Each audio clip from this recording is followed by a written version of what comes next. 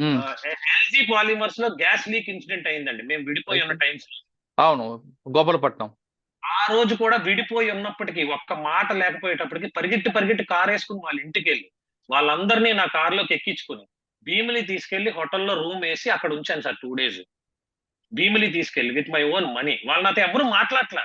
మాట్లాడకపోయినా పర్లేదు, ఈ సిచ్యువేషన్ లో ముందు వచ్చి కార్ ఎక్కండి, అర్జెంట్ గా ఇక్కడ నుంచి వెళ్ళాలి, డేంజర్ అంట అది పీలిస్తే అని చెప్పేసి తీసుకెళ్లిపోయి భీమిలిలో 2 days ఉంచి అదంతా క్లియర్ అయ్యాక తీసుకెళ్లి వాళ్ళ ఇంట్లో దింపాను. మరి నేను 4 ఏళ్ల నుంచి వాళ్ళ బాగోగులు పట్టించుకోలేనోడిని అయితే ఈ ఇన్సిడెంట్స్ అన్ని దేనికి నిదర్శనమో అది జనాలో మీడియాలో ఆలోచించారు. ఇలా చెప్పుకుంటూ పోతే ఇంకా చాలా ఉన్నాయండి. ఇప్పుడు మీరైతే ఎలిగేషన్ ఇస్. మీరైతే నేను ఒకటే క్వశ్చన్ అడుగుతున్నాను. ఇప్పుడు ఆ అమ్మాయి నేను 20 మందితో తిరిగాను అంటే ఇలానే నేను కూడా ఆ అమ్మాయి 10 మందితో తిరిగింది అని అనడం నాకు సులువైన మాటే. తప్పు కదా అది. సులువైన మాట తప్పు కాదు సార్. నా పరువే పోతుంది సార్. నా వైఫ్ అదే. నేను తిట్టుకుంటే నా పరువే పోతుంది. ఆ అవును. అమ్మాయికి అది లేదా? ఆ అమ్మాయికి అది లేదా? నీకు బాటమ్ ఆఫ్ ద హార్ట్ లో నీకు తెలుసు నీ హస్బెండ్ ఎలాంటోడు. 5 years రిలేషన్ లో నీకు తెలియదా నీ హస్బెండ్ తిరిగే క్యారెక్టరా తిరగలేని క్యారెక్టర్? ఎవరో చెప్తే నువ్వు ఎలా నమ్ముతున్నావు? నీ కళ్ళతో చూసావా?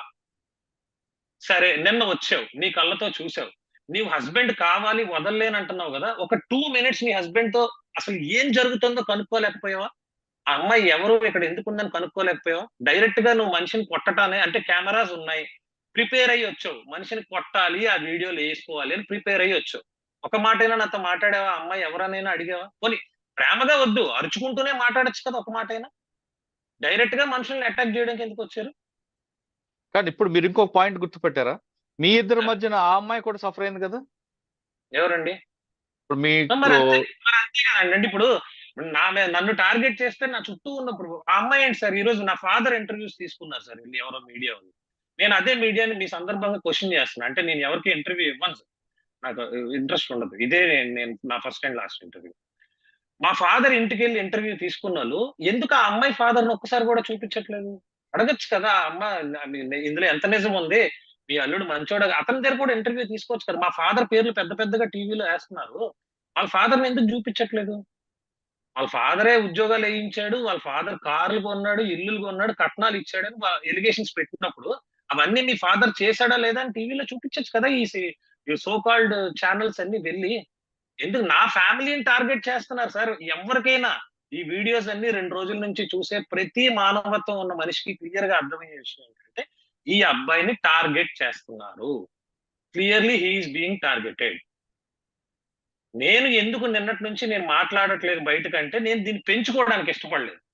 మళ్ళా నేను మాట్లాడతా, దానికి ఆవిడ కౌంటర్, ఆవిడకి నేను కౌంటర్. యూట్యూబ్ లో రోజు చూస్తా ఉంటాను సార్, ఇలాంటివి చాలా జరుగుతా ఉంటాయి. ఆ అవును. సర్కిల్లోకి నా ఫ్యామిలీ వెళ్ళకూడదు. రేపో మాపో మేము కలిసిపోయాం అనుకోండి ఒక సంవత్సరం పోయాక, ఇవన్నీ పోతాయా యూట్యూబ్ నుంచి? ఎంత దరిద్రంగా చూస్తారు జనాలు బయట చూస్తే. తన్నుకున్నంత కాలం తన్నుకున్నారు, మళ్ళా కలిసిపోయారు అనుకుంటారు. నేను సైలెంట్ గా ఉన్నా. కానీ ఈ రోజు అది లిమిట్లు దాటిపోయింది సార్. ఎవరో ఒక లాయర్ ని కూర్చోపెట్టి ఇంటర్వ్యూ చేయడం, ఆ లాయర్ కి ఏం తెలుసు ఈ విషయం? ఖచ్చితంగా ఇలాంటి మనిషి బయట తిరగడానికి అనర్హుడు, ఈ మనిషి ఖచ్చితంగా జైల్లో ఉండాలి, 10 ఏళ్ళు ఉండాలి అని ఎవరో ఒక లాయర్ అంట. లా అంటే మీనింగ్ తెలుసా అతనికి?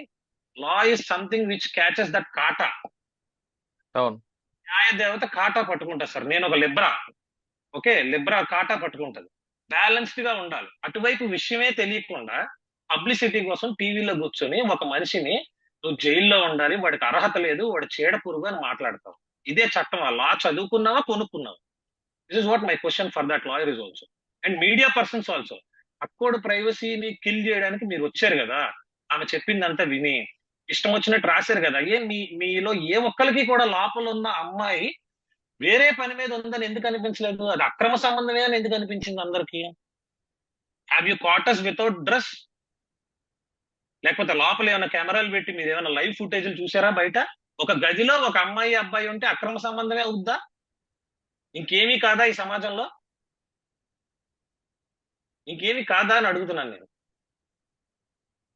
కరెక్ట్ క్వశ్చన్ ఇది. ఆ, ఇంకేమీ కాదా? ఒక అమ్మాయి ఒక అబ్బాయితో మాట్లాడుకోకూడదా? అలాంటి చట్టం ఎక్కడైనా ఉందా? ఒక అమ్మాయి నా అబ్బాయి ఉంటే అక్రమ సంబంధం మీరు ఎలా డిసైడ్ చేస్తారు? ఒక్క చిన్నది, ఆ రూమ్ అంతా తిరిగారు, వీడియో షూట్ చేశారు, ఎనీ ఇన్ అప్రోప్రియేట్ థింగ్ దొరికిందా? మంచిగా చెప్తున్నాను, ఎనీ ఒక మెడికల్ యూజ్ సంబంధించిన ఐటమ్స్ కానీ ఏదైనా, లేదా ఇన్నర్లు కానీ ఏదైనా అక్కడ అలా జరిగినట్టు అనిపించే విషయం ఏదైనా ఒక్కటైనా దొరికిందా? మీ ఎలా ఎపిసోడ్ రాస్తారు ఒక అమ్మాయిని డిఫేమ్ చేయడానికి? ఎలా రాస్తారు?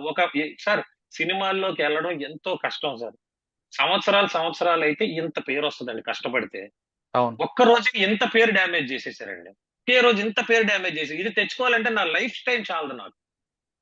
మీరు డ్యామేజ్ చేసిన డ్యామేజ్ కంట్రోల్ చేసుకోవడానికి నా లైఫ్ అంతా త్యాగం చేసినా నాకు చాలదు. ఇది కరెక్ట్. ఎంత పెద్ద కరెక్ట్. ఇది ఎంత పెద్ద దెబ్బ. అండ్ షీ నోస్ అండి.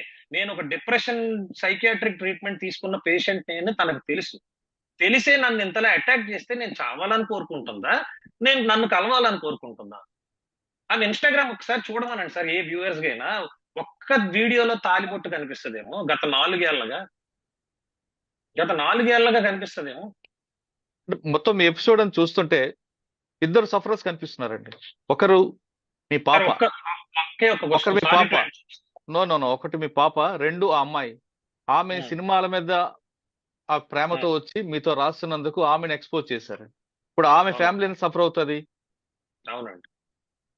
చాలా సఫర్ అవుతారు. ఆమె రేపొద్దున రోడ్డు మీదకొచ్చి మొఖం చూపించగలదా? అంతే కదా సార్. ఆ అమ్మాయి చూపించలేరు. ఇంకొకసారి నన్ను నమ్మి నాతో పని చేయడానికి కూడా ఎవరు రారు.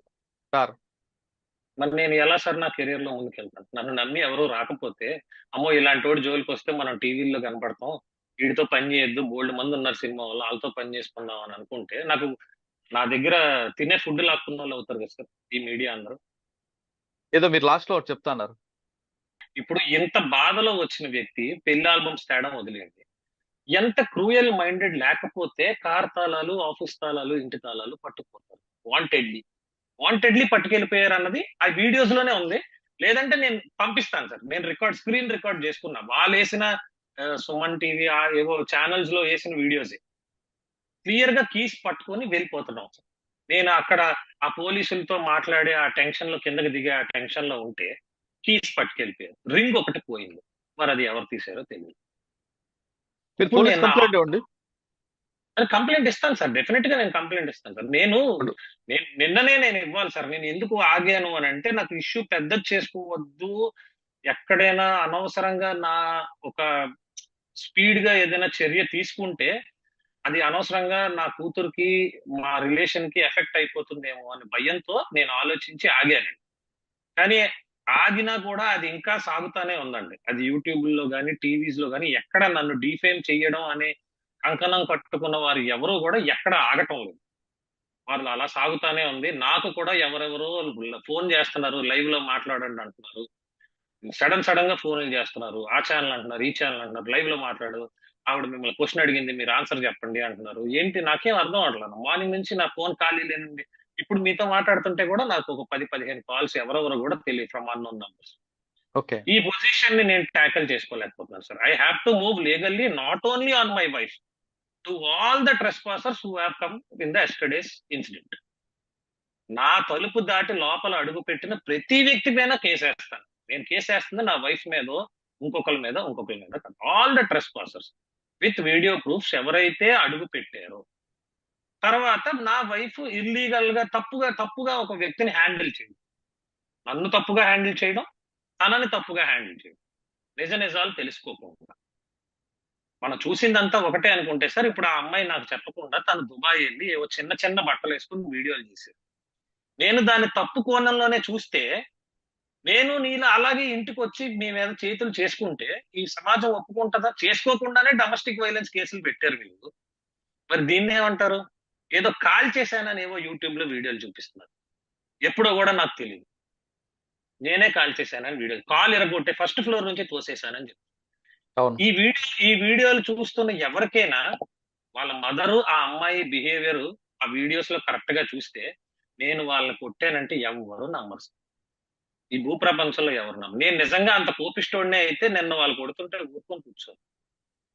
నేను నా కూతురు గురించి ఆలోచించిన కాబట్టే నాకంత అవమానం జరిగినా సైలెంట్ గా ఉన్నాను. ఏ ఆఫీసులో నన్ను సార్ అని పోలుస్తారో వాళ్ళే నన్ను ఆ ముఖం చూడడానికి ఇష్టపడలేని పరిస్థితి తీసుకొచ్చారు. నా ఫోన్ ఎత్తలేని పరిస్థితి తీసుకొచ్చారు. తన కూతురు ముఖం చూసే నిన్న జరిగిన సంఘటనలో నేను వెనకంజ వేస్తున్నాను అంటున్నారు కృష్ణతేజ. కానీ తన అనుమతి లేకుండా ఇంట్లోకి వచ్చి తన పట్లే కాకుండా మిగిలిన ఒక అమ్మాయి పట్ల కూడా దురుసుగా ప్రవర్తించిన తన భార్యతో పాటు మిగిలిన వాళ్ళపై కూడా చట్టపరమైన చర్యలు ఖచ్చితంగా తీసుకుంటాను, లీగల్ గా ప్రొసీడ్ అవుతానంటూ కృష్ణదేవ్ చెప్తున్నారు. ఇద్దరి మధ్యన ఈగో ఫీలింగే ఈ చిన్న సంఘటనకు వచ్చింది. ముఖ్యంగా ఇక్కడ ఇద్దరు వ్యక్తులు మాత్రం చాలా బాధపడుతున్నారు. ఒకటి, వాళ్ళిద్దరికి పుట్టిన చక్కని పాప.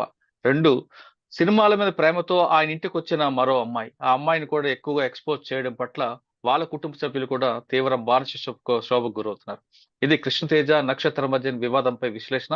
మరో అంశంలో మళ్ళీ కలుద్దాం. అంతవరకు నమస్తే. Thank you Krishna Teja. నా పర్సనల్ రిక్వెస్ట్ అయితే మీరు మరొకసారి మంచి మనసు ఆలోచించి మీరు ముందుకు వెళ్లకుండా అయిందేదో అయిందని కొంచెం తగ్గితే బాగుంటుందని నా పర్సనల్ రిక్వెస్ట్.